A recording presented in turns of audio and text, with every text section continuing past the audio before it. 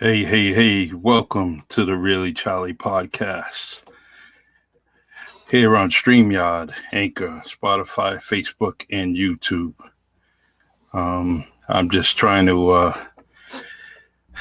keep you guys entertained. And today's guest is going to be Nathan Victor. And he'll be on momentarily. We're just trying to make sure we get connected properly. But Nathan Victor is he received a heart transplant, and it's an amazing story, very very amazing story, and I'm just so glad that the dude is here alive to share his story with us, because tremendous tremendous blessings because he's still here, and so I'm gonna try to connect with him, get him on the screen so we can hear his story. It's very heartfelt. Excuse the pun, but it is. It's very, very heartfelt.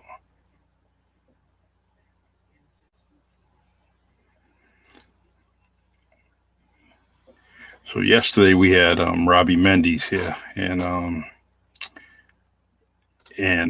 after I was done, I was getting all kinds of comments and hit ups about you should have kept him on, you should have kept him on, and so we got to get Robbie Mendes back on here because apparently people wasn't wanted to hear a whole lot more, whole lot more from him.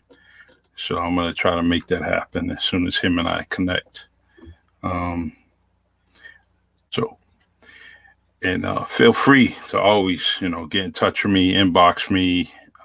Actually, you have a suggestion for a guest, just let me know, or a subject matter that we can talk about. Just please, reach out to me, send me something through my inbox, or you can send me an email at reallycharliepodcasts@gmail.com. And it is also a answering system with Anchor. You just click on the Really Charlie podcast, go to the message section, and you can leave me a verbal message, which I would directly get, and hear your feelings, hear your story, what you want to hear, and we'll go from there. So just stand by while we connect with Nathan.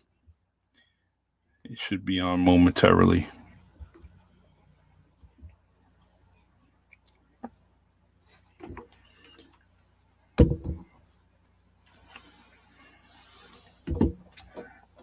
So there's a lot of chatter out there about the NBA and the All-Star game, and who's going to win, who's going to lose. Personally, I wish they would just wouldn't have played. Just kind of drop that game. It's nothing but a circus. It's just a clown show. That's all it is. And it's not like before. It's just it's not entertaining. And I would hate one of my star players on my team to get hurt in an All-Star game, and then we can't use them for the rest of the season. So,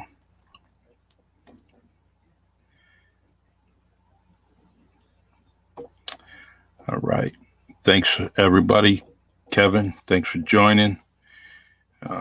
Dolly, thanks for joining.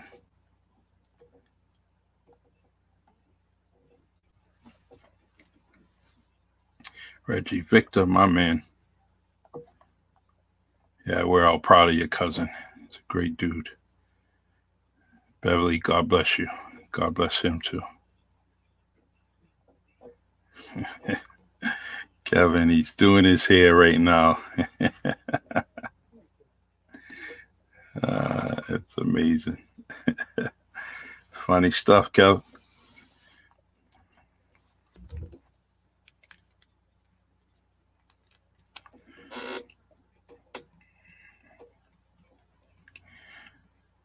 So we all know Nathan Victor's a strong Knicks fan. Very, very proud of his New York Knicks. He's also very adamant, very vocal. Definitely will give his opinion about his team. And so I can't wait to hear all his stories about his heart, his team, his opinions. Definitely a true dude. He has he's been through a lot. He's accomplished a lot, So we definitely can't wait to hear him.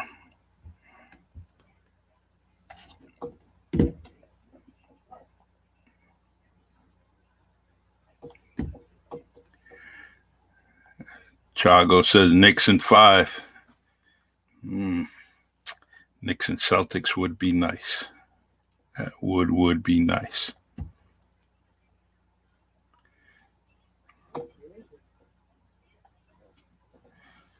Michael Kahn's in the house. Reggie Victor says, Kevin, leave my cousin alone. He has big ass cousins. It's so true. Ain't nothing small about the Victor family.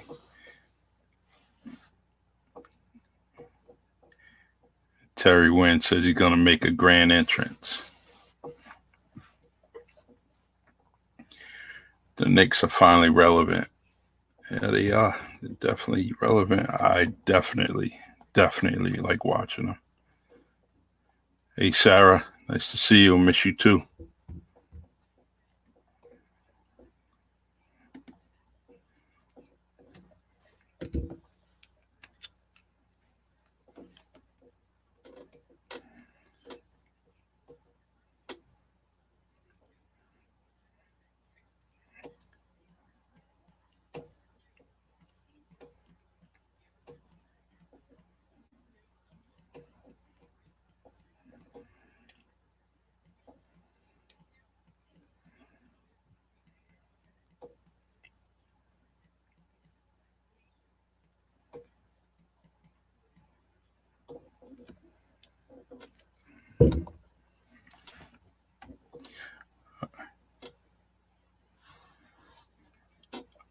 Michael's asking for a music intro.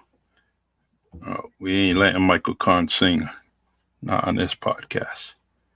But as we heard today, if you're not aware of it, Michael's going to come up and start his own podcast, which is I believe it's called Sports Corner.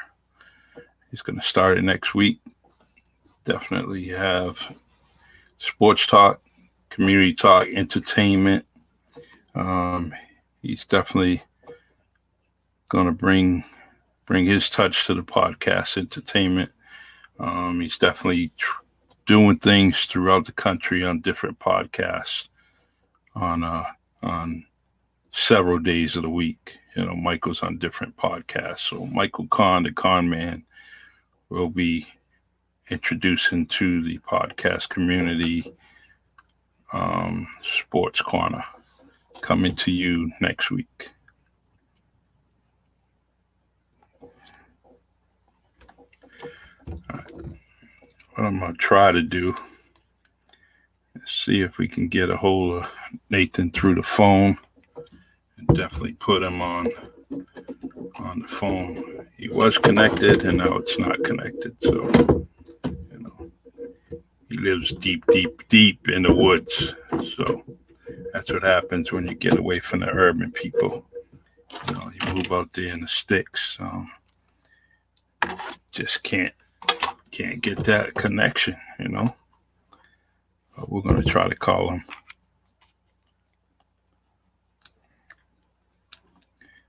Bear with me, Nate.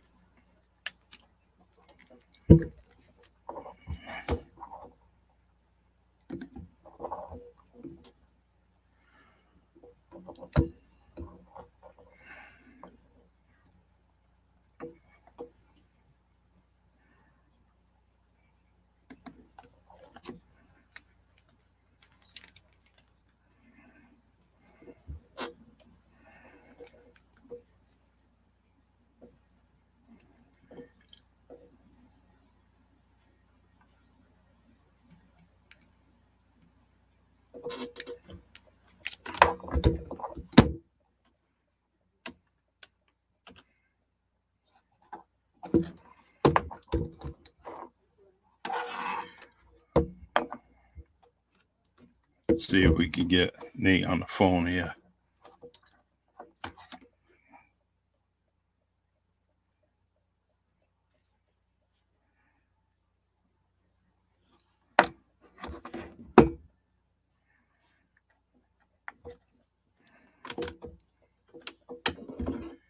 So, like I said, Nathan Victor is definitely,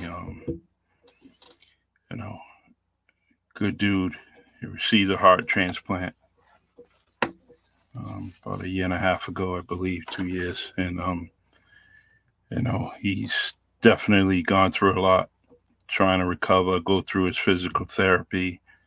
Definitely had some close friends, close family members, trying to take care of him, care for him, and he's definitely back with us, not to full strength. Can imagine trying to get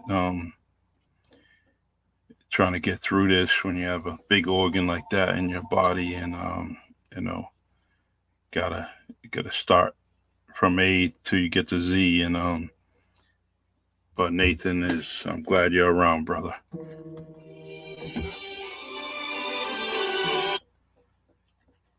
Hello. Yeah, not disconnected, man. What's up, man? It's asking me for camera and mic access to go into the room. I click it and nothing happens. It's not letting me in the room. It doesn't say enter studio because your name. It says enter studio, and then it has mic / and camera. All right. And nothing happened. So if the mic is slashed, the line across the mic and the camera, just click on that, and it should allow you. Nothing happened. No. No, I'll try it again. Yeah. I'll call you right back. All right, brother. All right, so we're trying. Hey, Paul Gomes, what's up, man? How you doing? My man, Paul.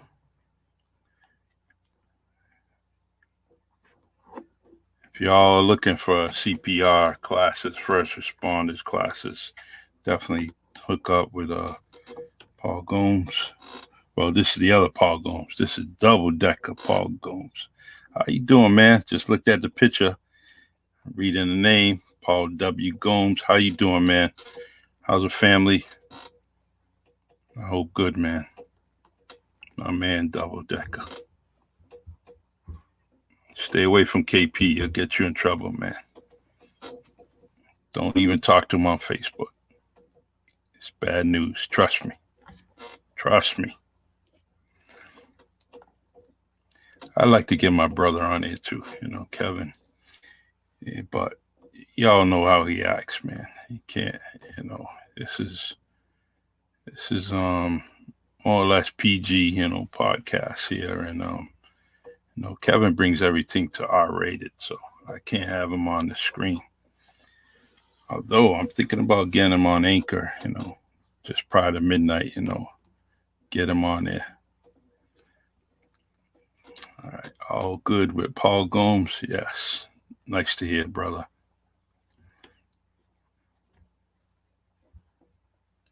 So, Reggie, where are you, man? Talk to me. Tell me some stories about your cousin Nathan Victor, man.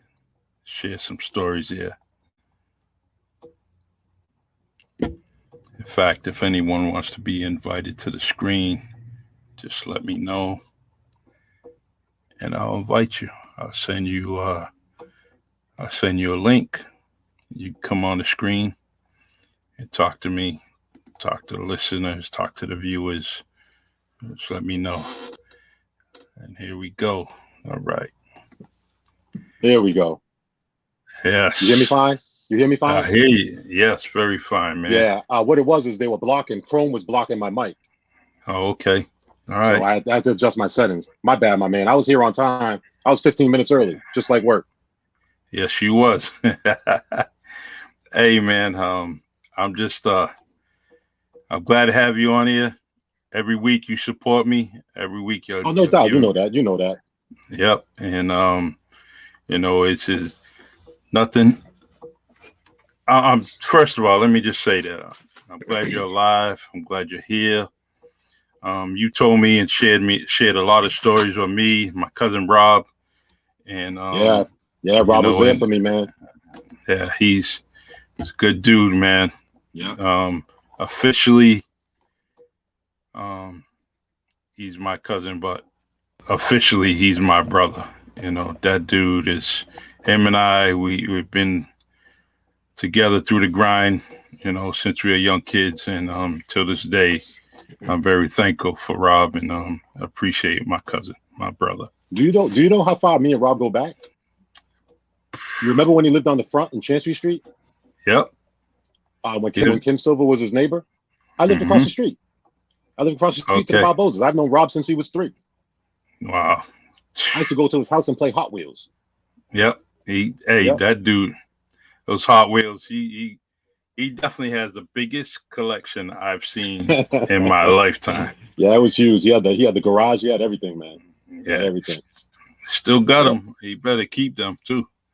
Worth some Got paper. to, yeah, he got to pay for them college educations that are coming up too. Ooh, yeah. Scholarship killer. Killer got to get the scholarship, man. Yeah, definitely.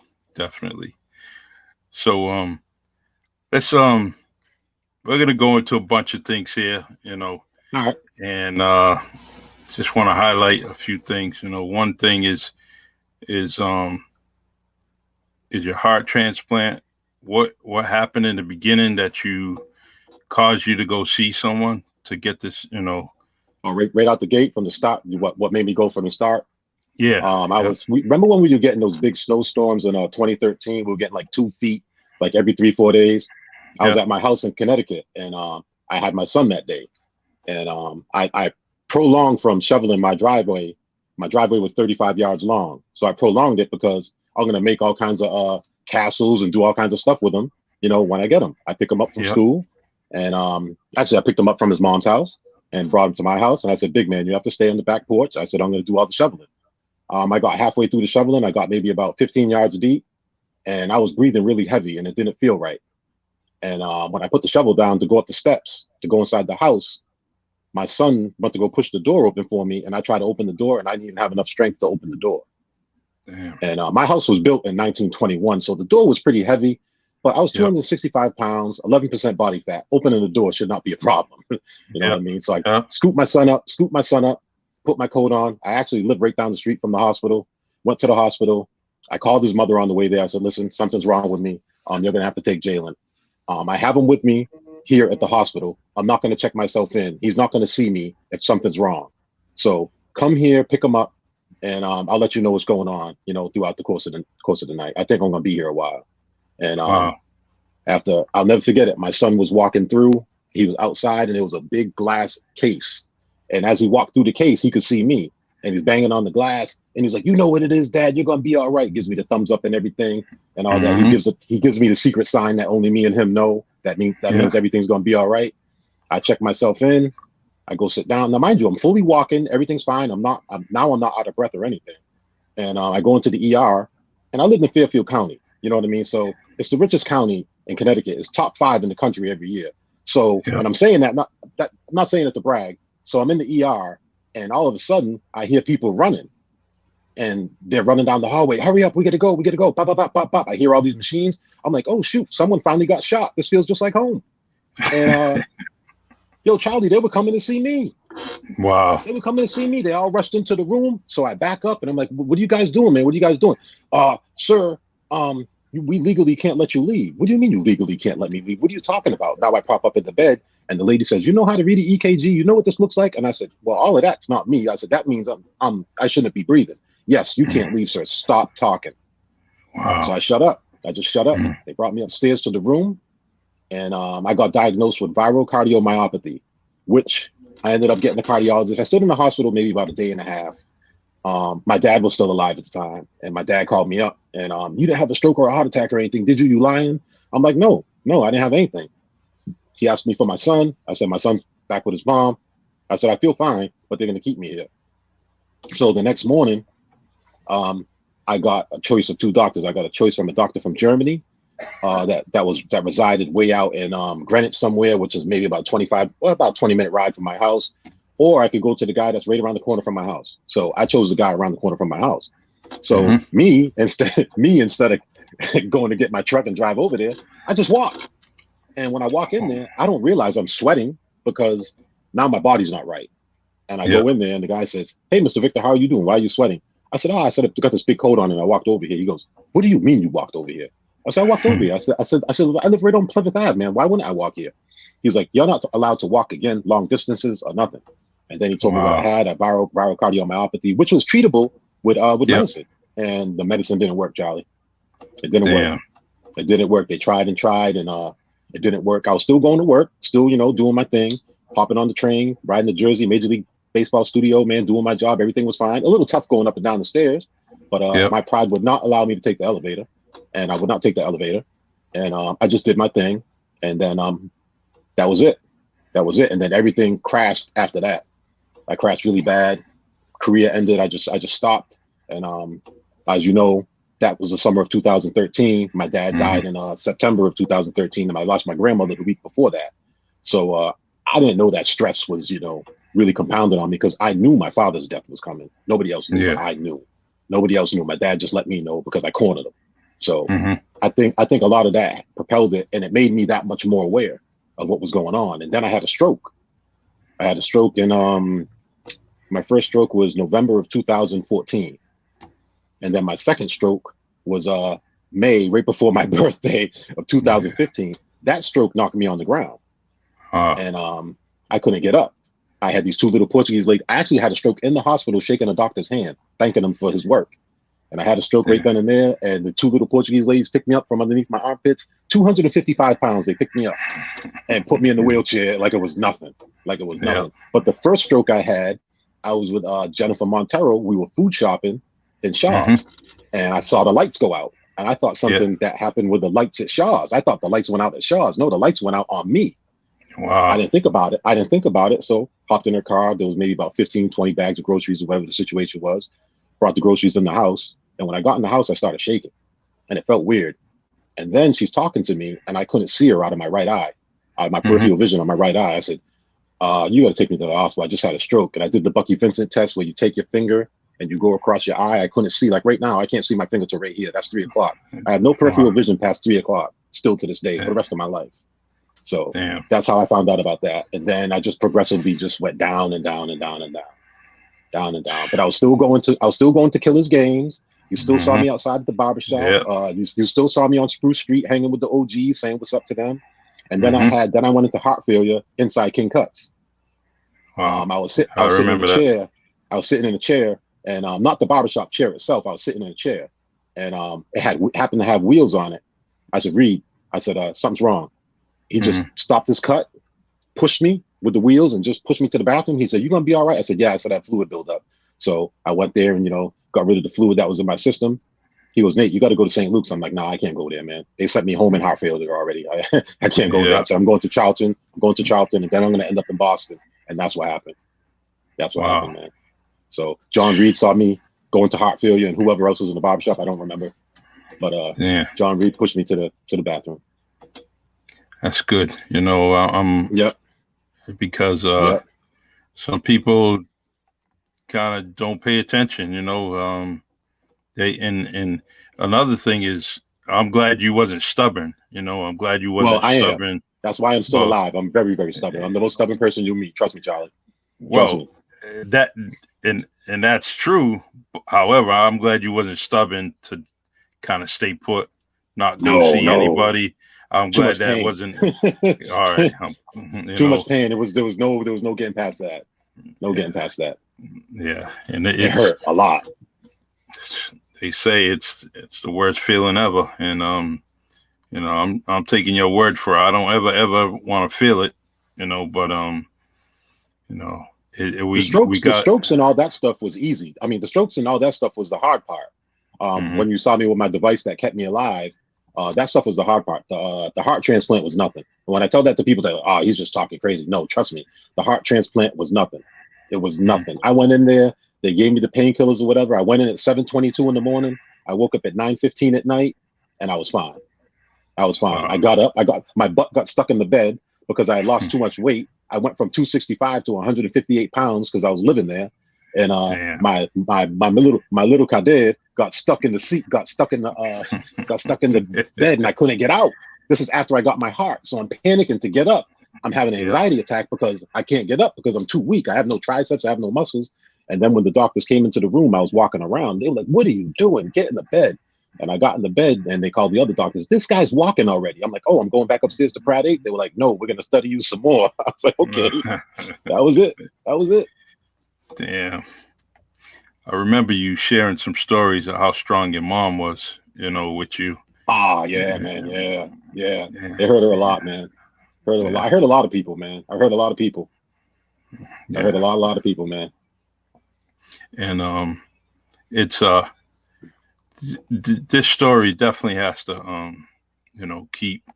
you got to keep telling this story because there's so many people that are in fear of what you exactly went through. Mm-hmm. And kind of just sit back and just kind of say, all right, I just want to die. I don't want, and it can't have that, there's just too many procedures, too many things, stories that, that can help someone. And the main reason why I wanted you on here is to tell this story, because there are many people out there. And I hope that, in your spare time, you do visit, trying to reach out to some of the patients that are kind of I can't do it now verge. because of the COVID. Yeah. That prevents me from doing that. But as far as like sharing the story, I started writing a book while I was in the hospital in 2017, and I'm still writing it. So but it's a problem. It's a situation where I'm never done. At some point, I'm gonna have to put the pen down. You know what I mean? This has been going on 4 years now. I'm gonna have to put the pen down at some point. And you will put it down eventually, but just continue to do that. Continue to write. Continue to I do bring that story out, because there's always going to be another story, but you can always write another book, because I guarantee you ain't over. This stuff with you is not over. There's going to be stories that you're going to tell other patients that may lead to another book. This book's being written with 200 pages. For a guy like you can go through 200 pages in a couple of days, just that was writing. Like 3 days. Yeah, that was 3 days I did that. See, and So, but a lot of people are unaware. Saying in the comment section, we're unaware that you had 2 strokes. And I had 2 strokes, and my second stroke was a stroke and a heart attack at the same time. Damn. Yeah. The second stroke, like I said, I was shaking the doctor's hand, and I was thanking him for his help, and bang, it felt like I got shot. The whole left side of my body, the left side of my body, even with my new heart, the effects of the stroke is there. What people don't understand is when you have a stroke, each time you have a stroke, a portion of your brain dies. Okay, and it doesn't come back. It doesn't come back. It doesn't come back at all. It's like I have terrible short-term memory loss. Terrible. It's terrible. I have to write everything down. I have to put it in my phone. There's all kinds of alerts in my phone. There's all kinds of stuff going on in there. But my long-term memory, I can remember what happened in Western Day Nursery, still to this day. But if you ask me which boots I have on today, I have to actually take a look down or think about it to tell you which ones I have on, or look at my shirt to know that I want to be that out of bounds to have that certain color pair of boots on. I must have this pair on. So I do that a lot. I do that a lot. And I don't give DAP, or when I give DAP, it's always the right hand, of course. But sometimes you want to come around the back with the left hand. I'm not able to do that because sometimes I'm shaking too much. Okay. Wow. So I don't do that. So people get kind of offended by that, but I'm like, nah. I'm vibrating like a pager, man. I can't do that for you. Mm-hmm. We went to go see Master Ace live with Rob, and Rob will tell you this. He gets me, of course, everybody knows I don't drink, I don't smoke. This was way before, the heart transplant. I wasn't doing any of that. That's why I was so angry that this happened to me. He was handing me a Coca-Cola, and I went to grab it, and it was a ginger ale, and I grabbed the ginger ale, and Charlie, I went to go put it to my lips. I got halfway there, I started vibrating like a pager. I spilled it all over Rob. He was like, "What the hell are you doing?" I'm like, "I'm sorry, man. I'm sorry." And that was it. That was it. That was my last night I went out. Well, as friends and family, we all got to make sure that we have an understanding of what you're going through and pay attention to you. I hid it. I did hide it.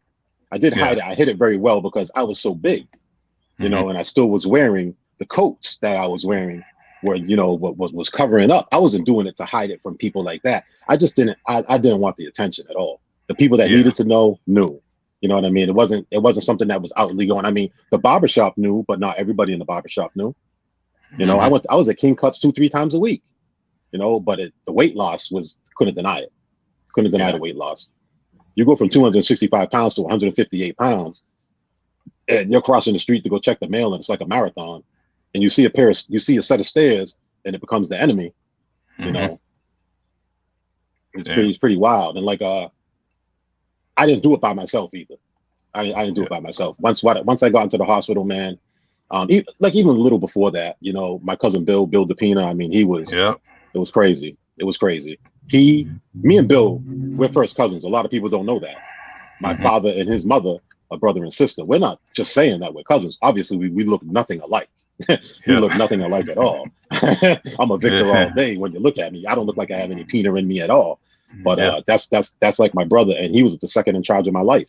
He was there Yeah. every day, every day. When I was dying in the ICU the first time, he was there. I woke up, and wasn't able to talk, but I made the communication with him, and I grabbed his hand, Charlie. I grabbed his hand as hard as I could, like, yo, I still got it. I got the left hook ready, and I curled up Mm-hmm. my right hand to go throw one. He waited for my mother to leave the room, and he just leaned over. He says, "Listen, cuz, it's real bad. Get your act together. You gotta Yeah. rest, man. You gotta rest. Yo, you can fight me another day, man. Get it together." Mm-hmm. And I Yeah. didn't see him again I wasn't awake again Friday. That was a Monday. I didn't wake up till Thursday. And when I Yeah. woke up, I was holding Pastor J.R. Shavier's hand. Wow. That's whose hand I was holding when I woke up. I threatened him too. Yeah. I was high. I was high on painkillers. I threatened him too. I asked him if he wanted some. And I never would do that, Walking the street, I was ready to go with JR, man. And he has MS. He has MS. What do I got business threatening to do with MS? Yeah. Wow. Damn. Yeah, Well, man. I'm a star at Tufts, man. I'm a star. mm-hmm. They take care of me because I'm their trophy, man. I wasn't supposed to make it. Yeah. My liver failed. My kidneys failed. A whole bunch of stuff went wrong, man. Damn. I was trying to do push-ups in my bed. I couldn't even roll over, but I was trying to do push-ups, like one-arm push-ups in the bed because I was going crazy. I couldn't Mm-hmm. take being in the room. I was locked up in Tufts altogether for a year. A lot of people don't know that. I lived at Tufts for a year altogether. Wow. And when they told me I was permanently going to stay there until I received my new heart, that was on a Wednesday. That was a Thursday morning, early on a Thursday morning, about 4 o'clock in the morning, because I arrived there via EMT service from Freetown to there. And that following Thursday, that Wednesday night, basically really early Thursday morning, because I wasn't sleeping, I was watching Married with Children, and the nurse Eddie comes in, which was one of the few male nurses we had there. And he goes, "Hey, Nate, man, you're not going in for your surgery in the morning." I was having bacterial washout surgeries 3-4 times a week. Underneath my left pec, I have a tremendous scar. It's like 2 inches, and it's maybe about a quarter of an inch thick. And they had to keep going in there to clean out bacteria so it wouldn't kill the rest of part of my left side of my heart. What was remaining that was functioning, because the LVAD that I had was the machine that was keeping my heart going on that side, because my heart couldn't operate on its own. That bag that you saw me with, a lot of people thought it was a tacky, horrible fashion statement. There was a computer in there with a fiber optic cable that went inside my stomach all the way upside to the left side of my chest and kept my heart going. Wow. That's how I survived. And I had 2 battery packs in it. And I used to have to plug myself in like a lamp to AC DC power to make sure I had power all night. So I had to plug myself in to go to sleep safely. A lot of people don't know that. Damn. I was a 6'2" lamp. It's all right. That was it. That was it. And I didn't complain. I hated it. Listen, man, I hated that VAT. It was 10 pounds. I was carrying it around, but I knew what it was doing. I knew it was. Nobody came close to it. If you came close to it, that's why I carried the knife. You came close to it. And I was dead serious, man. I would stab you. I had no problem. I don't care who it was, man, because I knew what that thing was doing. I knew everything about the VAT. I knew how it worked. I knew everything about it. I knew everything about my own heart. All I did was read. That's it. All I did was read. Now, with your book, what are you going to title it? Or are you going to? I got a couple of titles. I have a couple of titles, working titles. I have a friend of mine that she's a very close friend of mine. Her name is Julie Baker, and she lives in Vermont. And she was a tremendous writer when we were kids. We both used to write. We were in this tag program that we used to go to at Kearney. and we used to do short stories and stuff like that. I've known her since I was 6 years old, and I asked her to do the preface of the book. She started crying, like she got choked up. I said, "Listen, man, we ain't doing no crying here. The time to cry was when I was in the hospital. I didn't let you cry when you were in the hospital. When I was in the hospital, you know, I didn't let anybody do that because I wasn't crying. I didn't feel bad." You know, Yeah. people are like, "Oh, he's trying to front. He's trying to be strong." Nah, man, I just had 1,000% faith in God, man, and I'm stubborn as hell. I told the doctors after every single surgery, I'm not checking out for nobody. I'll see you in the morning. Every single time. Or when I woke up, I was having surgeries at 4 o'clock in the morning. I was having surgeries at midnight. I was having surgeries all the time. You know, so, but I always had the same crew of doctors. And when I found out my heart was available, I found out 3 o'clock in the morning watching Married with Children, and the nurse got mad. The RN got mad at me because it was his first time ever telling somebody they're receiving a new heart. It was 3 o'clock in the morning, Charlie. Who am I going to call? I can't call nobody. So, you know, I just did the Tiger Woods. I was like, yes. And that was it. And he was like, Nate, that's it. I said, that's all I got, dog. That's all I got. 7 o'clock in the morning, I called my mother. She didn't even pick up the phone. So I called my aunt. I called my aunt, Marilyn, and I said, Auntie, I said, my heart's here. She's going crazy. I said, listen, hold on, relax. I said, I'm going in at 7:22. And I said, I'm going in so in 20 minutes. And I said, I'm going to call my mother back. And if she doesn't pick up the phone, call her back at 8:30 and let her know I'm already under. And when I called the house back, my mother picked up the phone first ring, and I told her, I said, listen, my heart's here. I can't talk. I got to go. That was it. I was knocked out from 7:22 in the morning all the way to 21:07 at night. So not 9 o'clock, 7 past 9 at night. I was incubated all that time. Did you and Mom talk about her trip going up there after, you know, thinking about all this, what her son's going through? You know, no, you share, no, she share a story. All right. No, okay. No. Oh, in the book? Well, like if I was talking to her personally about it, we've never really got into it because in the ICU, the only thing I remember is seeing. I thought I was having long conversations with my mother in the ICU and my cousin Bill, and I wasn't. It was all here. It was all here. You know, I'm thinking I'm having these tremendously long conversations with them, and they're like, Nate, those conversations are like 10 seconds, you know, 20 seconds, and then you were back out. That was it. That was it. And that one time I woke up in the ICU, one of the days I woke up, and I was actually functional. The ICU room that I was in was just a straight glass box with a whole bunch of equipment in it, and every piece of equipment was plugged into me. It was like Vision when they were trying to bring Vision alive in the Avengers. 2 times more equipment than that. And I'm looking around, and the nurse says, you have a phone call. And I'm looking for a phone in my room. Charlie, there's no phones in those rooms. So they have a desk. They take the cordless phone from the desk and they hand it to me. I think I'm at home. I'm not thinking, Charlie, because I'm high. I'm on these drugs. I'm like, yo, what up? And she's like, what? Is this really you, dude? I'm like, who is this? She's like, this is Julie. I'm like, what's going on? She's like, what do you mean what's going on? You've been knocked out for 4 days. I'm like, how do you know? She says, I've been calling every single day since you've been in the ICU. They thought she was my wife. They thought she was my girlfriend. She's not. She's just my really close friend. I love her. Don't get me wrong. I love her, you know, but and then after that phone call, maybe about 2 minutes later, she must have called Jen Montero because Jen Montero knows her too. I can't even confirm that, but Jen called me right after that. And again, I'm high. So I call her. I said, yo, I said, I'm going to go to your house. I said, I'm going to say what's up to you. Then I got to go back to Freetown, pick up some more clothes, and then I'm going to park my car in the driveway over here in the parking lot, and then go back into the ICU and finish doing what I got to do. She never brought that up to me. About a year and a half later, when I remembered it, I brought it up to her. She was like, you remember that? I said, yeah. She was like, I was very nervous. She said, I knew you were really high. I'm like, yeah, man. I was out of there, man. I was out of there. But no, it's the great thing about the situation with Tufts, and people are like, what are you talking about? It was like a family there, man. It was like a family there. I mean, I had great food. I had a Haitian chef, so my food had flavor. It wasn't a situation. It was not a situation where I had breakfast, lunch, and dinner. That was not it. I could order breakfast from 6:30 in the morning to 11 o'clock in the morning, whatever I wanted, as many times as I wanted to. And then from 11 o'clock in the morning till 7 o'clock I think 7 o'clock at night, I had the whole menu available to me at all times. I could call as many times as I wanted. And then after that, from 7 o'clock to 6:30 in the morning, there was a limited menu that I could order from at any time.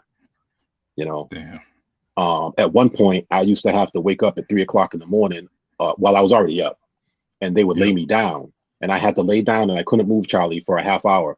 They had all these machines hooked up to me, and it was called, they called it doing the numbers, and they just read the whole registry of my heart and my whole respiratory system, my brain, everything. And there was a piece of paper, probably about 8.5 sheet of paper, and it just ran across the floor. It just ran across the floor. And when they were done, they had to scoop it all up, and then they would leave the room. It'd take them about 5 minutes to scoop it up, and then they would be there with a red marker marking things off. It would take them about 45 minutes for them to do it. I had to do that every night. Wow. I had to do it every night, man. It's I had another I had another procedure called a swan, where they put a hole in your neck, and it's a piece of yellow piping that comes out and goes directly to your heart, and they dial up your heart from your neck. It's crazy. Like, they open up the valves, close the valves, they take a look, they do it, and man, it was nuts, man. While I'm awake, I'm not sleeping. I'm not under any anesthesia. I'm wide awake, and they're doing it. They don't put you under unless you absolutely have to. I could go on about procedures, man. I had them all. I can't wait to read this book. I can't wait. I cannot watch a movie. I cannot see a commercial. I cannot watch a show that has a hospital bed in it. I can't handle it. Can't handle it. I don't. It's not something that I can watch. I change the channel, or I just get up and I walk out. I don't do it. So if it's a movie, the only movie I was able to watch, like, all the way through and to deal with it, was John Q. I loved the movie before I got sick. So when I watched the movie, after I dealt with everything, I knew every single bit of terminology. I knew what every machine did. I knew everything. Because all I did was read the New England Journal of Medicine the whole time I was there. That's all I did. I read that because I was like, I need to know what they're talking about. They're not going to talk to me and use words I don't know what they're talking about. And when my kidneys failed, that was it, man. The kidneys failed. That hurt. That hurt a lot. And then when my liver started to fail too, that was bad too. But I whooped both of them too. I'm 3 for 3. Hey, I can't even. Hey, now you mentioned Bill. I want to say here live. He's one of the coolest dudes I met, in my life. I love him. He's got that sense of humor. Your whole family's like that. Your whole family got, you guys can have your own sitcom, because it's crazy. Definitely. So we get physical. We get real physical too. Hey, that's what cousins do, man. That's what we do. Get real physical. Me and Bill have been known to fight all in the middle of a club. I used to bite him. on the shoulder, tell him it's time to go. When he was training at the gym, how many times you go over there to fight with him? We never went in the ring because of our weight classes are way too different. First of all, he's 10 times faster than I am, but we would never let it get to that. We've wrestled a lot in people's houses and moved a lot of furniture. But as far as like being in the ring, my ring was in the basement of 23 James Street. I had to fight my father every day. Yeah. So I know how to take a punch. That's for sure. Because I was getting hit a lot. It's a reason why your hands are so big, because his was huge. His hands were really big. My hands aren't big. They're small and they're heavy. I got little raccoon hands, man. I can't even palm a ball. That's all right. Everybody's hands are bigger than mine. So when I see hands, anyways, listen, the Michael Kahn says, damn. And when we think that we got problems or issues, just listen to his story and realize how fortunate we really are. And it's so true. It's people are complaining about little things, sprained hand, sprained ankle, maybe a headache, migraines are no joke, but they even complain about migraines and to see what you're going through. It's just inspirational. It's all over the comment section, inspirational. It was very, very painful. Yeah. You know what the gout is, right, Charlie? Yes. All right, let me tell you something about the gout. My father used to get the gout all the time. When I was a kid, I didn't know why his feet were getting puffy, so I would smack him. And I wondered why he couldn't come chase me, because I knew nothing about the gout. He couldn't move, and I'm smacking his feet, and he must have been in tremendous pain, because Charlie, all I did was have the gout while I was on this medicine that was drying me out to stop me from building up fluid. I was on a medicine called torsemide. and I would take it in pill form. I was taking anywhere from 80 milligrams to 120 milligrams. So put it this way, Charlie, as soon as the pill hit my lips, I had to run to the bathroom. Damn. It worked that quick. And in the hospital, when they were able to give it intravenously in the United States before they got rid of that, it was even less than that. As soon as they put it in me, I'm like, listen, you might as well just, have me stand next to the toilet because it's going to happen that quick. They were like, Nate, we're going to give you a bottle. So they gave me the bottle and I was able to empty out that way. That pain, and I had the gout 4 times in 1 month. So that whole month, I had so much pride, and I'm so stubborn and so ignorant, Charlie. You're not going to believe this one. I was living back with my mother, and I would wait for my mother to go to bed first before I would go to the bathroom because I had to crawl to get there. So I crawled from the couch and crawled to the bathroom, and she didn't see me. She's a dead sleeper, man. I could have been having Rick James party in the house and everything. She wouldn't wake up for nothing. And I would crawl to the bathroom, but I'm not thinking, how am I going to get the strength to get up? And this is the house my mother grew up in. So my grandmother had the poles on there to hold on to, and I used to use those poles. But even as a grown man, yanking on them poles, I'm like almost pulling them out the wall. I have size 14 feet, so when I go to the bathroom, I have to angle my feet this way because my feet are too big. It's hitting the tub. And I have a 10-pound bag on the side of me that I have to balance while I'm going to the bathroom and try to make sure that Johnson don't pop out flying all over the place and still try to wipe my butt with one hand and still balance 10 pounds. I got real good at it though. Got real good at it. I don't want nobody to see it. There's no video, but I got real good at it. One of our friends here, Terry Wynn. I won't tell you his government name. You may know it. Wallace, come on, man, Wallace. See that? 500 for Nate Victor. That's Wild Kingdom right there. Yeah. So Mr. Wynn wants us to talk about the Knicks. Hey, man, God's blessed me again with a good heart and a 500 record, brother. My son's going to be 13. This is the first time he'll see the Knicks at 500. He's almost 13. Damn. I feel good about that. Yeah. Well, I mean, I like watching them. You can actually watch it now. Yeah. It's there was sometimes that you can watch 1 or 2 plays and but it just wasn't much of a game. But I'm really, really liking the Knicks team. In fact, a lot of talk about the Knicks and the Celtics meeting up, and our boy Chago here, Chago says the Knicks in 5. And I think I met that guy. Isn't he from New York City? Yeah, I think he is. Yeah, he is. I met him at the Father's Day cookout. I want to say he's from Brooklyn because I lived that when I was living out there. I used to go to Knicks games myself when I was out there.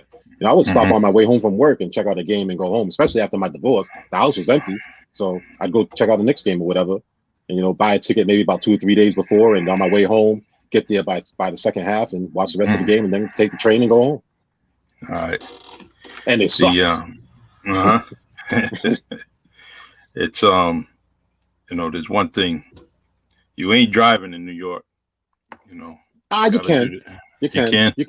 Yeah, you can. I had a Navigator at that time, and I was dipping. I was dipping in and out of Harlem. I knew shortcuts to take, where to go, but it's not recommended for you not to, don't get stuck, and be caught out there. But I bought my truck in Jamaica, Queens. I had Jamaica Queen dealership plates on there and my Connecticut plates on there. So I was fine. Anything outside of that, man, you mess around up top and there's going to be a problem. There's going to be a problem. Yeah. You can live in New York. You can live anywhere, Yeah. But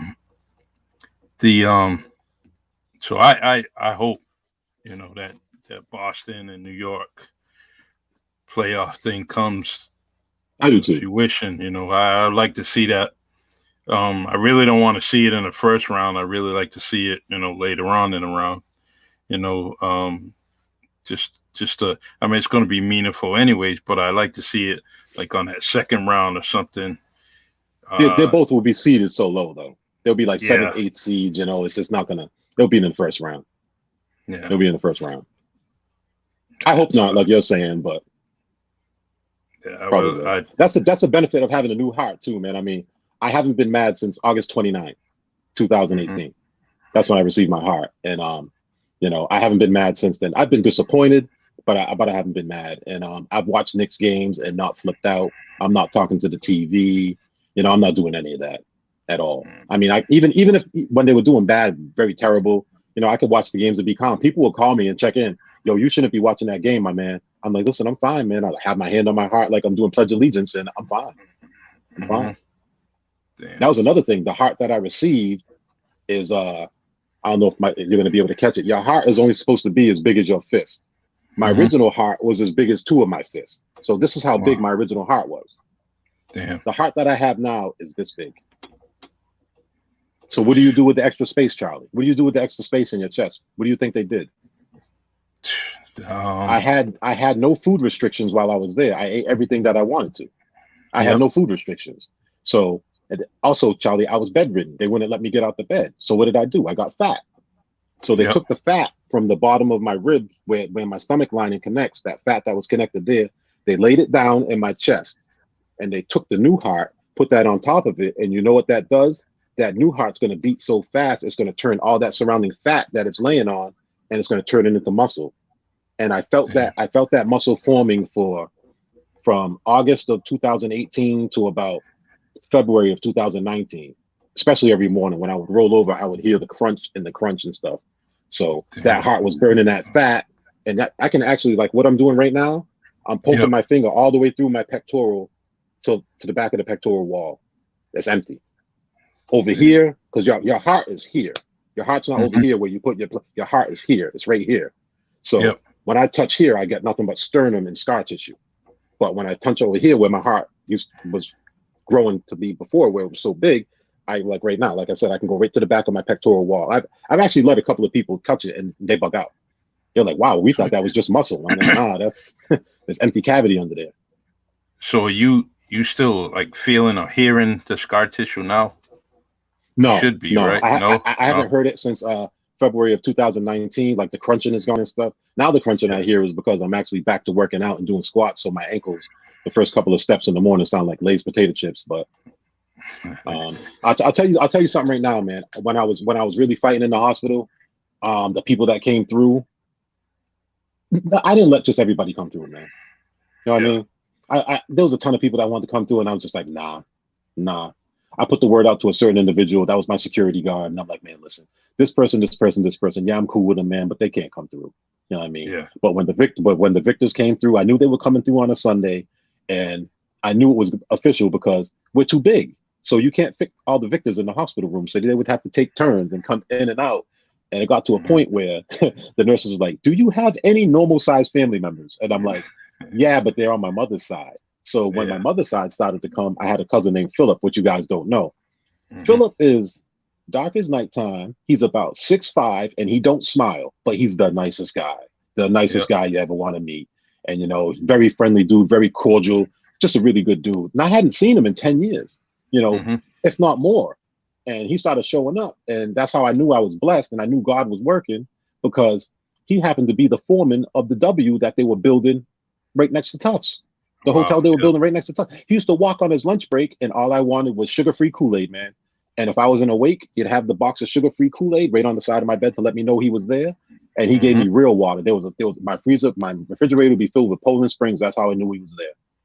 And little things like that, man. You know, is what mattered. Is what mattered a lot. I didn't care about the phone calls because the phone calls were blowing up, and they actually took my cell phone away from me. They took both my phones away from me. You know, so. But when you want to talk about Bill, man, Bill, that's my dude right there, man. Bill was signing off on paperwork for surgeries, emergency surgeries, and all kinds of stuff, man. It was a little more than I thought he should have had to do, but, you know, I'm never going to forget it, man. I'm never, ever going to forget it. Never. No. I still want to punch him in the face sometimes when he calls me with his Knicks jokes, but, you know, that's never going to go away. We're always going to be going at it. Always. That's all right. You can keep going at it, and your son's getting your son's getting big enough. He can stop fighting him too. My son's going to be 13 in May, May 15th. He's born a week after me. Damn. I'll give you another funny story when this involves my cousin Reggie Victor. Reggie thought I was so sick that he could come into the ICU and put a Cowboys game on. I'm not that sick, Charlie. That game's not staying on. I shut it off. I shut that game right off, Charlie. Shut it right off. And the nurse said, "Oh, he's all set. Don't think you can. He's all right. His mind is working. His hands are working." And then Patrick came in, And I was trying to eat some applesauce, Charlie, and I'm stubborn and I got a lot of pride. I couldn't open it. Yeah. I was too weak to open it. And Patrick just snatched it from me. Give me the applesauce. And he opened it. And then it took me a half hour to take the 3 spoonfuls to put it in my mouth. But I did it. But I did it. And then the nurses told him, because at that point I hadn't slept in 2 weeks. I was awake and they said he's going to have brain damage if he doesn't go to sleep. I mean, literally, I was not sleeping. I was wide awake. And, I was stressed out, the anxiety. I didn't know what was going to happen, because I said, listen, I don't know how much longer that I have to keep fighting. Because at that point, I knew I needed a heart, but the device that I had was taking care of everything, and I'm not a codependent person on anything. I just go out and get up and do stuff. And Patrick never came again. He never came to see me again. Never did it. It hurt him bad. I hurt a lot of people, man. Yeah. I hurt a lot of people. It's one of our Facebook users says, gives you a new outlook on life for sure. You start to realize there's more important things in life than sports and such. Well, yeah. I always known that. It's just that see, I really can't explain it to anybody. I can't even explain it to another heart transplant recipient. For me, my emotions, the way I feel, are different. Because I don't think they're my emotions.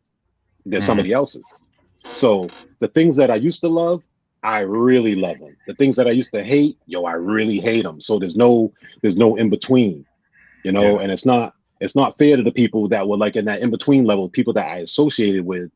I associate with them, but I don't associate with them on the same level that I did before. The people that I love, kind of get sick of me because now I display it. I never used to display it before, and I'm kind of strong again. So I'm back to 245 pounds. So if I hug you, you're gonna feel it. And, some of these females, trying to give me the Heisman, it's too late. I've already locked in. Right? You're getting your back cracked. You're getting your back cracked. I already locked in. That's why I don't go to Saunders and stuff like that because pre-COVID, pre-COVID, I wasn't hugging nobody because I was crushing people again, and I was like, nah. Yeah. Oh, I'm glad. You got your strength back. You can break my back. There. You can break my back any day. Break my back. So the one thing I didn't do today, and shame on me, man. I didn't tell Berta that you was on. And, she yelled at me the other day. What, you don't need to tell her. She called me and yelled at me the other day. What's today? Today's Friday. She called me Wednesday morning. Where you been? I didn't even have to look at the phone. I knew it was her. I said, what's up? She's like, why are you running away from me? I said, Berta, I haven't even seen you since last year. Yeah, I know. What's the problem? I said, listen, I don't got no problems, man. I said, listen, man, I'm on my own little zone, man. I'm doing 180 push-ups a day. I'm lifting weights in the house. I have 100 pounds of dumbbells, like 250s, and I'm able to do squats with those. I do 4 sets of 20 of those, and and I work out other ways. I said I get down 6 days a week and do my 180 push-ups, and I'm getting there, man. That's all. My strength is getting back, and the effect of my strength doesn't bother me. The effect of this. That's why my career is over. I worked very hard for my career, made a lot of sacrifices, man, and did a lot of great things, man. And I'm not able to do them no more because my short-term memory is straight trash. It's terrible. It's terrible. Like I look at parameters and stuff like that and things to set up, and I'm looking at codes, and it's all the same thing to me now. It's not. I'm not able to look and differentiate. I just be able to go right into the middle and be like, oh, this, and this, and figure it out. And I don't got it no more. Not because I've been away from it. My brain just doesn't. It doesn't have the forecasting ability that it used to have. And that's from the steroids that I was on, because I was on steroids for a long time. They give you steroids to make your new heart assimilate to your body to get really strong. I was on steroids from August of 2017 to August of 2018 to about March of 2018. And I was on a very, very high dose. I ate everything. I was eating whole chickens in a sitting. It was that bad. That's how hungry I was. Yeah, it was pretty bad. It was pretty bad. Reggie says, I'm the handsome victor of all time. Tell him that. See, he quoted that wrong, because whenever he calls me, I tell him it's the most beautiful victor of all time. So handsome's out of the question. He loses again. Don't answer any more. Don't answer any more of his emails or anything he's sending to you. Don't do any of that. Don't do any of that. Because I'll start posting pictures of when he was Rick James. Hey, I remember Rick James. I stood next to him plenty of times. That's right. That's right. And if I got dirt on everybody, Charlie. He better not stop. Yeah. I got a lot of photos. He gonna stop. He is. He he's a victor. He's gonna keep on doing his thing, and he don't care, you know. But Slick Rick is definitely here with me every week, every podcast, and I appreciate him. So, Yeah, because he calls me right after. yeah, He calls me right after. He knows that I'm watching too, so he'll call me and tell me, and we'll he argue says, for yeah, about 5 minutes, and then he hangs up. yeah. He says, one of the Facebook users said they got crazy love for you, I hope it's a and female. yeah, I'm single. Hope it's a female, and she got money. You know what I'm saying? I went from That's 100 it. grand to food stamps. I'm trying to get it back. Yeah. Now, when you started, when you was gonna pursue your career, um, was there something hard for you to leave this area? What caused you to No, just kind not of at all. get? I've All always right, I've wanted to leave. I wanted to leave the area since I was 15 years old. all right. I wanted to get out. And how I got into television was Corey Garcia.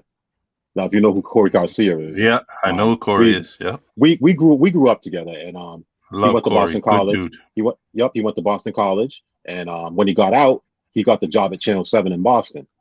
I had just quit Titleist. I was working 1 week of an overnight shift in Titleist, and I'm like, I'm not working this job. Only time I've ever quit a job.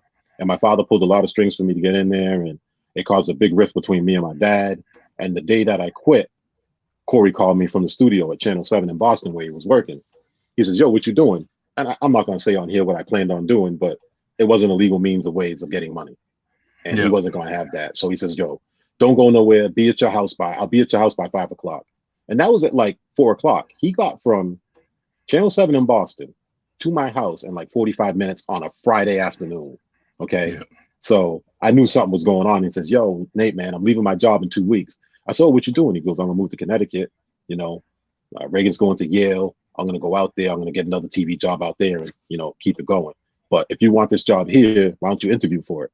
How am I gonna interview for it? All I have is a New Bedford High School, education. They wouldn't even let me into TV classes because of my behavior when I was in high school. So how am I gonna get the job over here at Channel 7?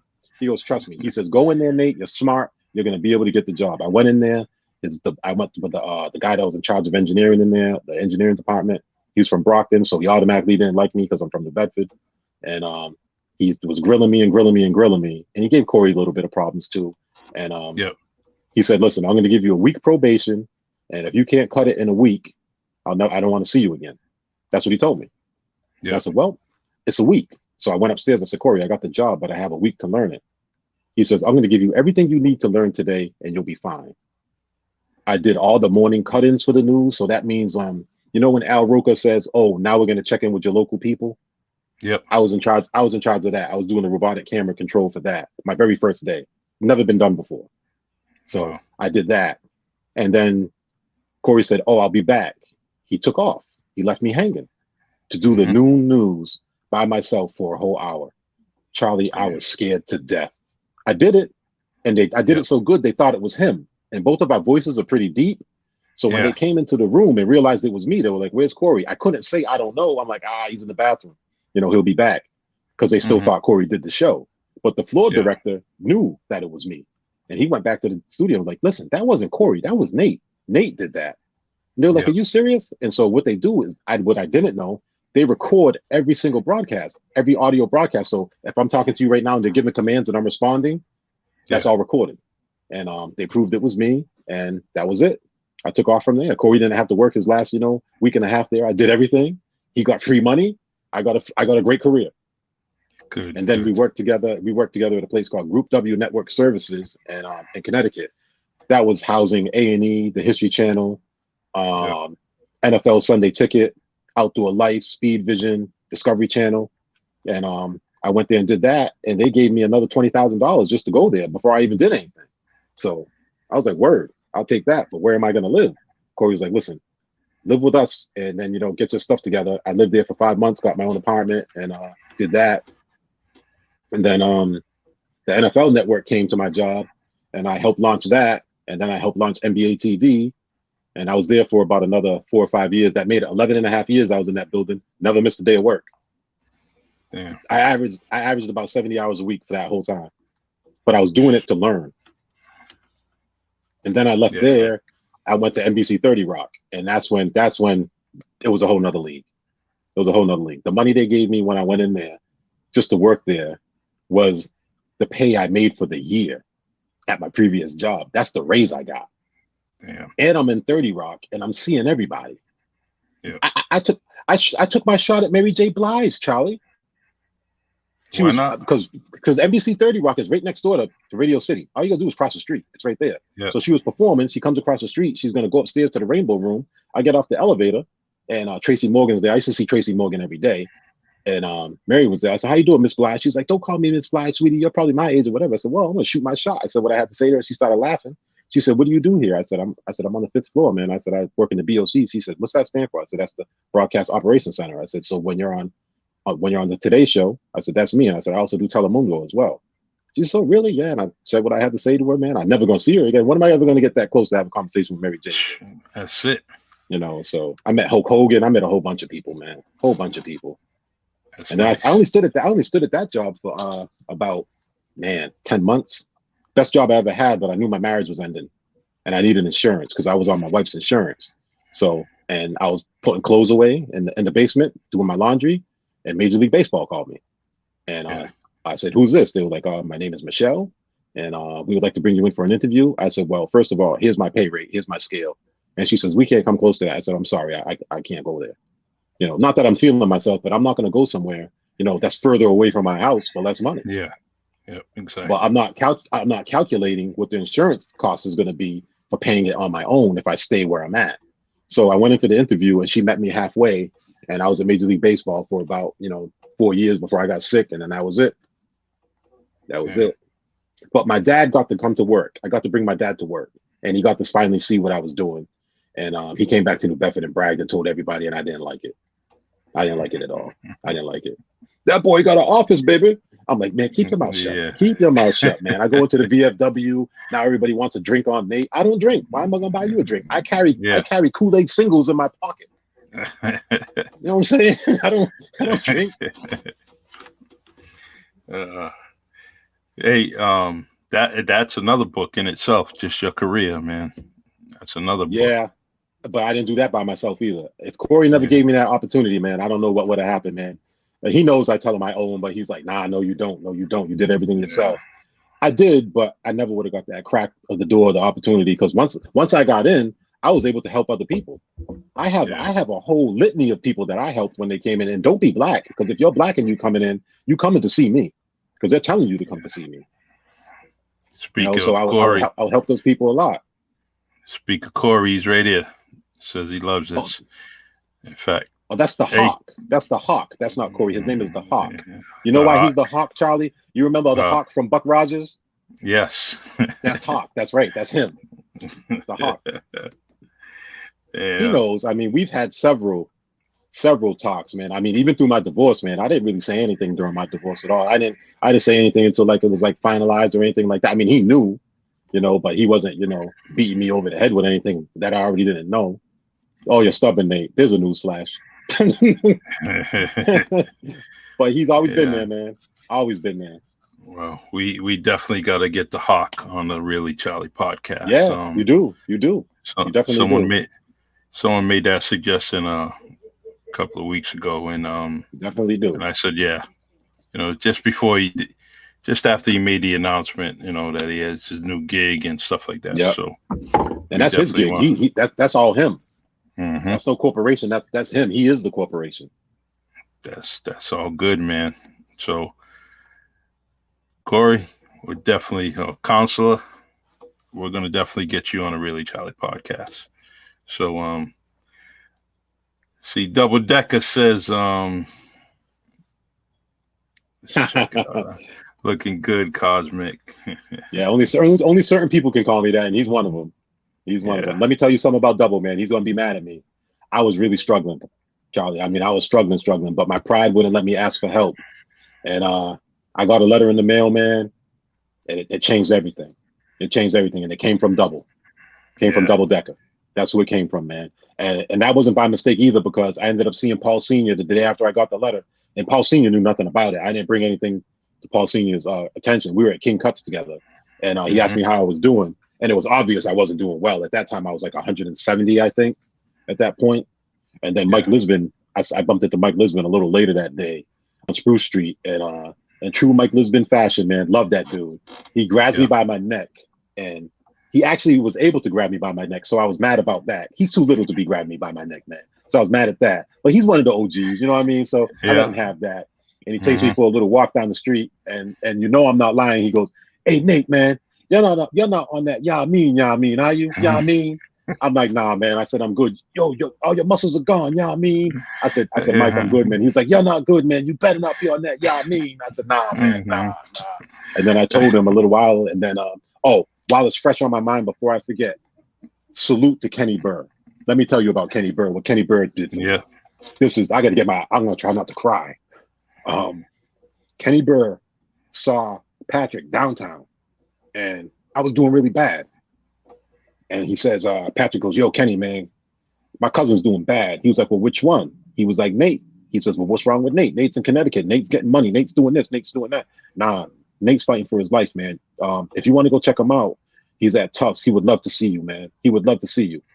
He was on his way to the Y to work out, Charlie. He turned around, walked up to the bus terminal, got on the bus, and came to see me at Tufts. I didn't know he was Yeah. coming. I'm sitting in my room.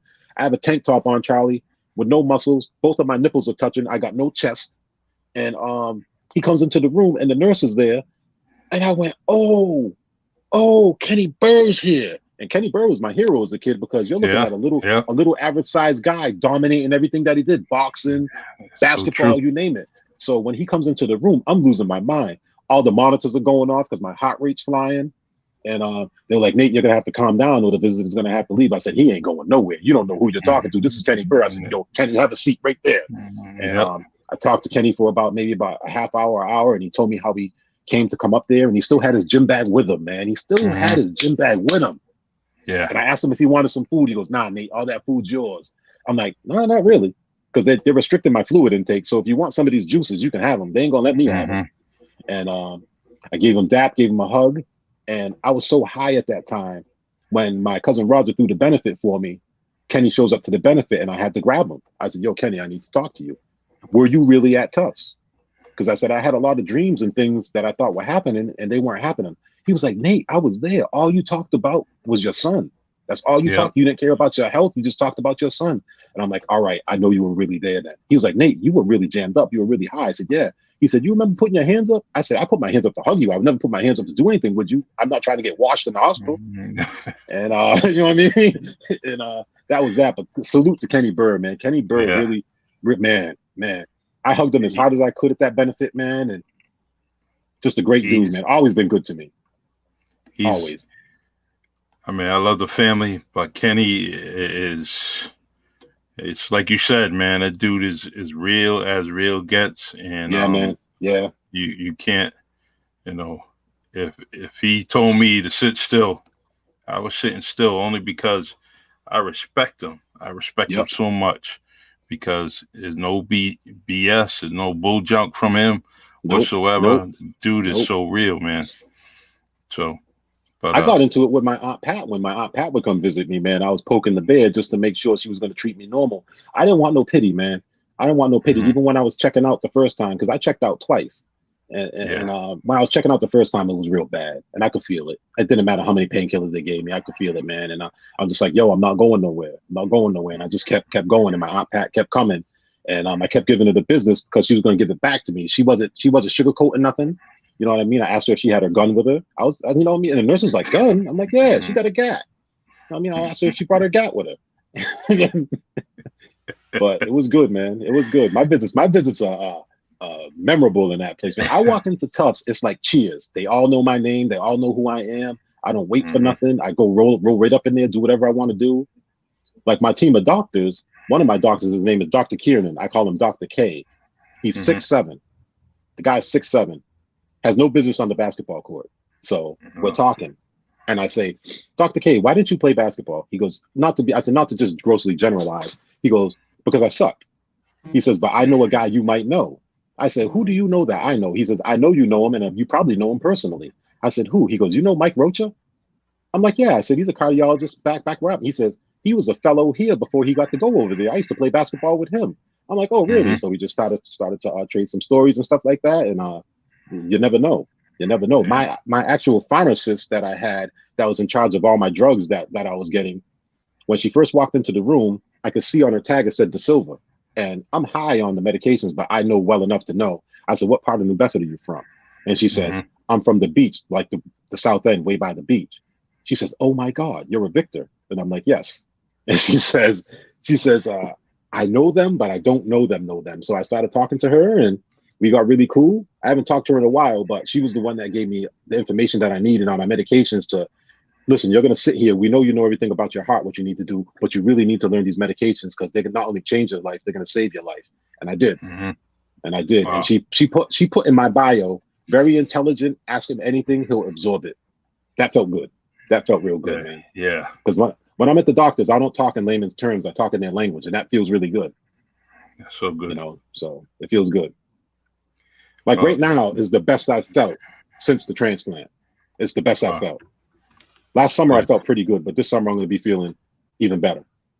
Excellent. Because I didn't work out for the first 2 years because I wanted to get my weight back, which was stupid.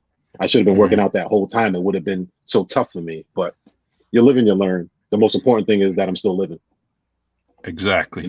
I know what the other side's about. That's facts. I know what the other side's about, man. That's why you guys don't see me mad no more. I'm not wilding no more, man. I'm very subdued. I'm very, very subdued, man. You're still joking. You still got them jokes, yeah, man. Yeah, I got that, man. But I'm very subdued, man. I don't get riled up. I just don't. It's not worth it. I'm not gonna. What people don't understand, Charlie, is someone actually had to die for me to live. Someone is not here no more, so I can live. You know what I mean? Like that person's gone. They ain't never coming back, but they're still here because they're in my chest. You know what I mean? But their family members are never going to see them again.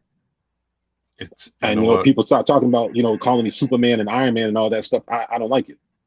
No. I don't like it. The real super people, the real superheroes are the people that said, "Hey, you know what? I'm going to donate this." And I don't know if the person was a donor already, or if the family said that, "Hey, we're going to donate this."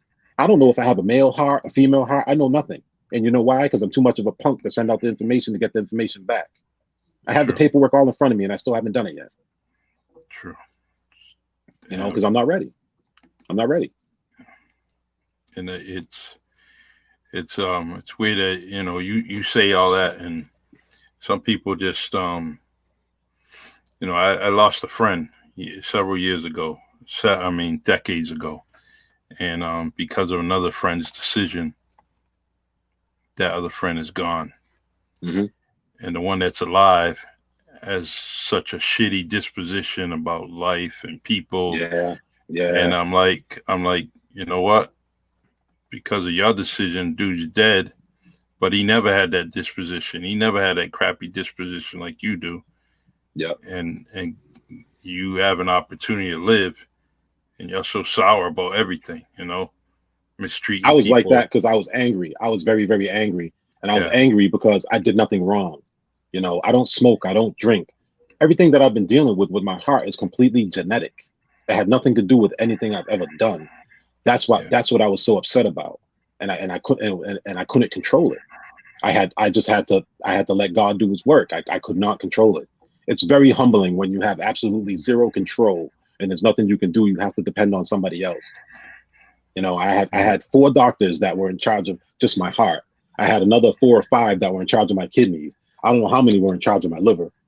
Mm-hmm. But and I learned a lot of things. The reason why I could talk so much junk, and I can do all these things. The reason why I have a big mouth, a big nose, I found out that I have elongated lungs as well. My lungs take up 2 trays when you give an X-ray. I didn't know that before. That's why I didn't know why I could be underwater for a long time. And as far as my heart goes, my heart was the size, like I said, of 2 of my fists put together. So my respiratory system has been superior. So I didn't know I was gifted with that at all until I got sick. And now I have this little engine driving 6'2", 245 pounds with really no problem. I've had no problems. Now I can't take off and run and like sprint or anything like that because I haven't worked myself up to that. But I can do 3 miles like it's nothing. I can do 3 miles like it's nothing. That's not a problem. Damn. But everything that I dealt with, the physical pain was one thing, but the stuff that goes on up here, that's the stuff that people don't understand. They don't. I try to share it with some people, man. Like my brother Mosadi, Mo knows. I mean, I was calling him from the hospital, man, and hollering at him because I mean that's the closest friend that I got. Me and Mo, we've done everything together. And as a matter of fact, he was getting married, Charlie. He was getting married, Charlie, while I was in the hospital. And he told me, he says, hey, Nate, man, I wish I could tell you to your face, but I really don't want to make this phone call, but I have to replace you in my wedding. I'm the best man. I'm like, you ain't replacing me. Yo, I got to replace you, yo. I replaced you with your cousin Bill. I'm like, nah. I said, I'll be there. I'll be there. He was like, Nate, I have to. It's my wedding, man. He was like, you know, I know you want to be there. You'll be there in spirit or whatever, man, but I got to replace you. I'm like, nah, man, I'll be there. And when I got off the phone with him, I got on the phone with my people from TV, and I was setting some things up to get recorded. So, you know, I could be there at least video wise. And, you know, God blessed me with the heart, Charlie. And a month later, after I got out the hospital, I hobbled my black behind over there and gave my best man speech that lasted about 5 minutes before I started crying like a baby. But I was there. I was there standing up on my own, and I gave him the speech. DJ Mike gave me the mic, and I said what I had to say, and I started crying like a baby. But I said I got most of it out. But I was there. But I was there like I told him I'd be there, just like he's been there for me. I was there.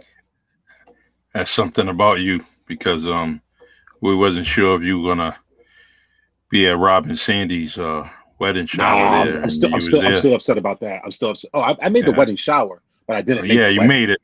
Yeah, you didn't make the wedding. I made the wedding shower, but the wedding I didn't make, man.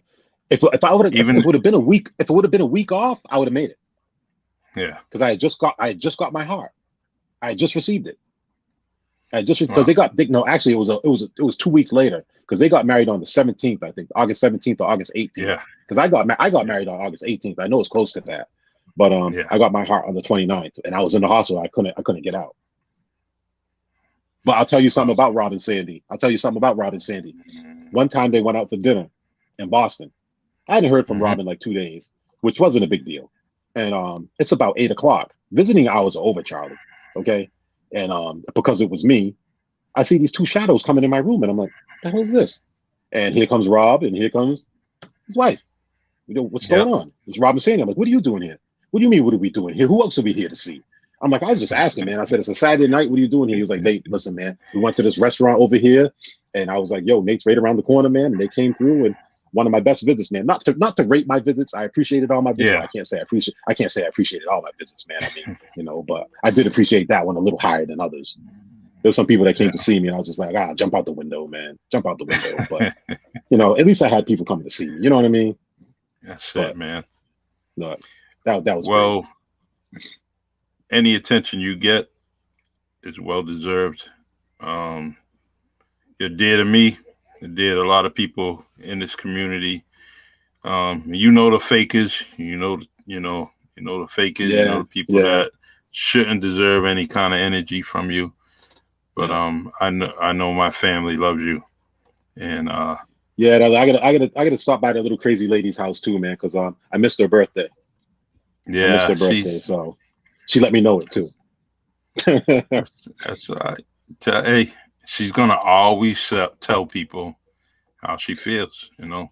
Yep. And that's the only reason why she's not on social media, because she don't feel like, you know, she knows that she's just gonna say it like it is, and so that's filter. Why she tells me, nope, none at all. No filter, none, zero, and zero. And I'm appreciating that no filter stuff, because my job kept me from, you know, I always had a filter. I had to kind of restrain myself, and you know, couldn't say what I had to.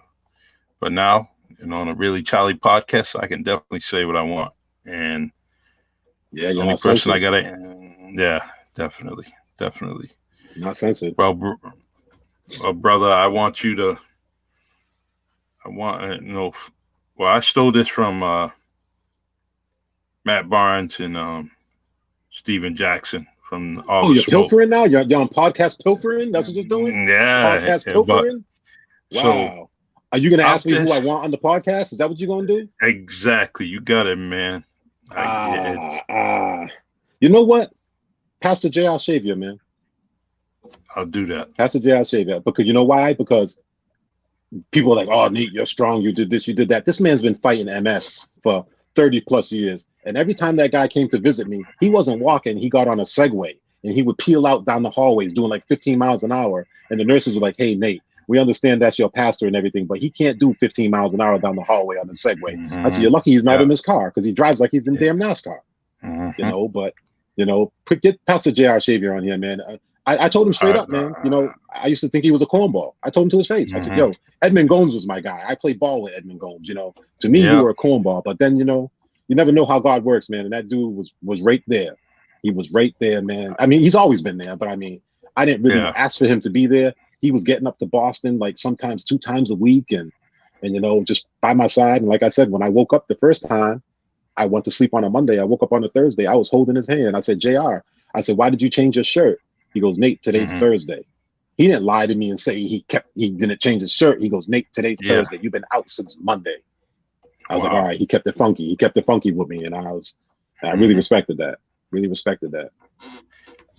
I promise you, friend to friend, I will work on that this week. And I will make sure that he has his own show. I have his number. I can give it to you. Okay. All right. He might not pick up right away. If you text him and tell him who you are, he'll definitely do it. Yeah. Yeah.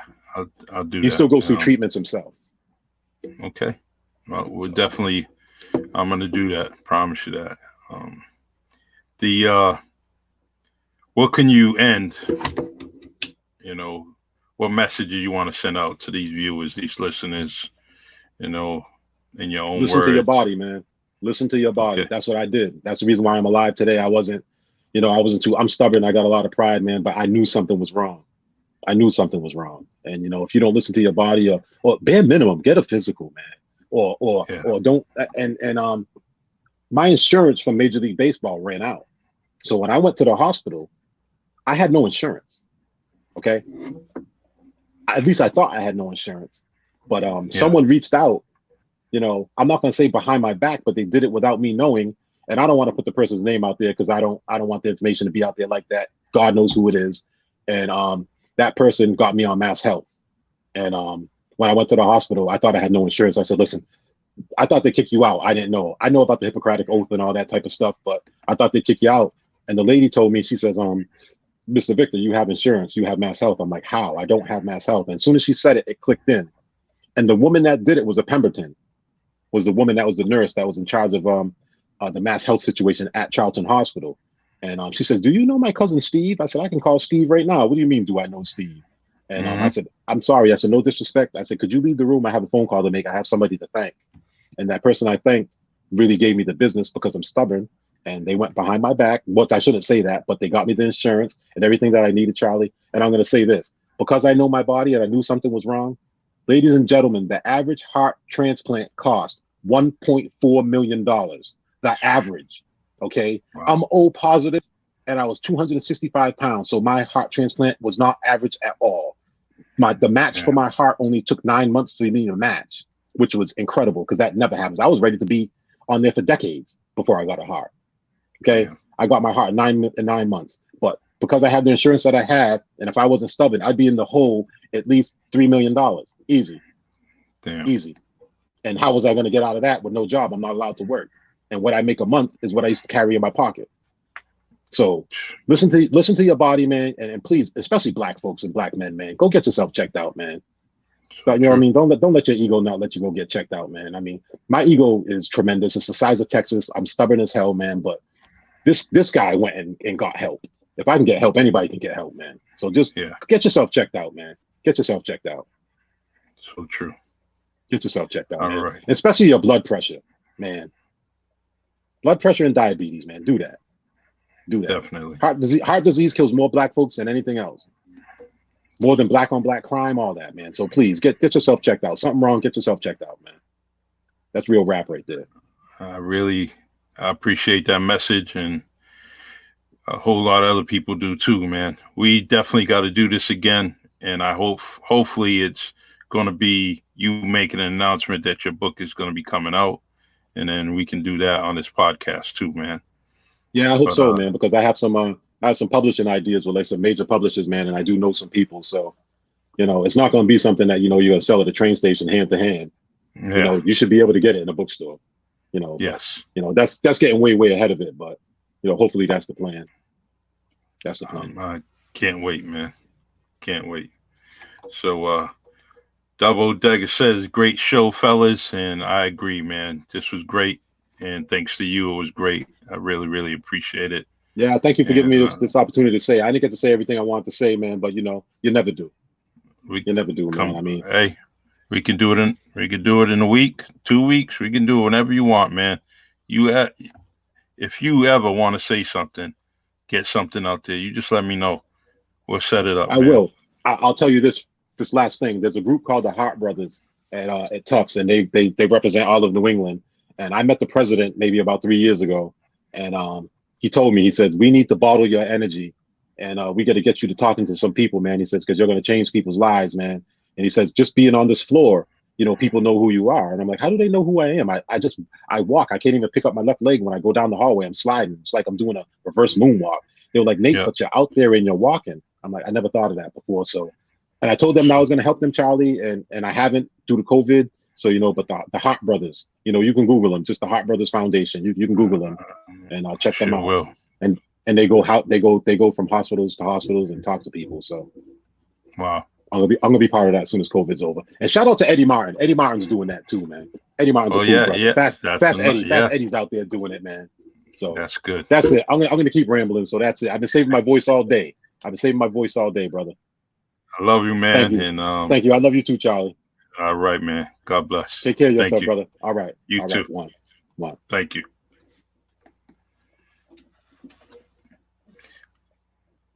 Well, wow. Definitely that book, and you heard it from me right now, will be a bestseller.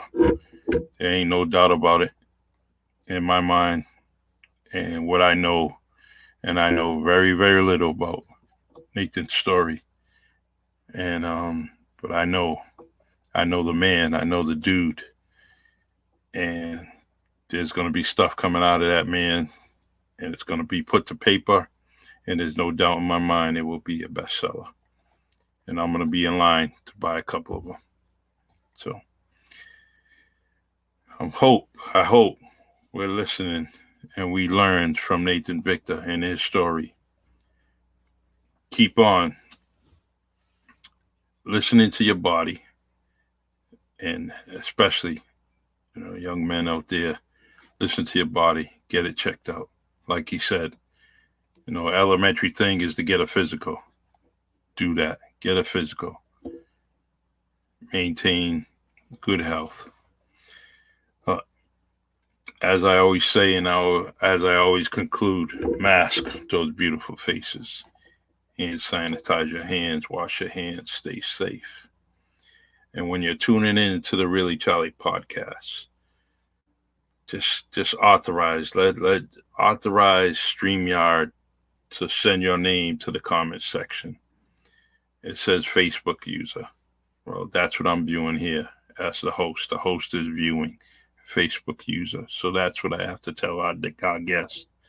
I'll try to put your comment up there. But I also got to view another screen. And I'm trying to be respectful to the guests when they're talking to me. So I can't be looking at multiple screens. Sometimes I do. But I also want to let you guys know, you listeners that have been here faithfully, just authorize it. Let us see your name, because there's some good questions. There's some good comments. Very sincere with everything that you guys are posting. And I really, really, really appreciate, countless of listeners and viewers that are here with me every podcast. So I try to put on a good show, just trying to be here for you and everybody else, trying to give people flowers while they're standing. And I do that with every guest. So I'll have another guest tomorrow. And I'm going to be busy up until the 20th. So, you're going to see a bunch of different podcasts. Don't get tired of me. Please continue to watch this podcast. And don't feel hesitant when you have to say, really, Charlie? Because that's what I want to hear. All right, y'all. Take care. God bless. Have a very, very good night. And thank you, Debbie Silver Gomes. Thank you. Thank you for tuning in. Appreciate it. I see you on the bottom there, DC. Thanks for supporting me. God bless y'all.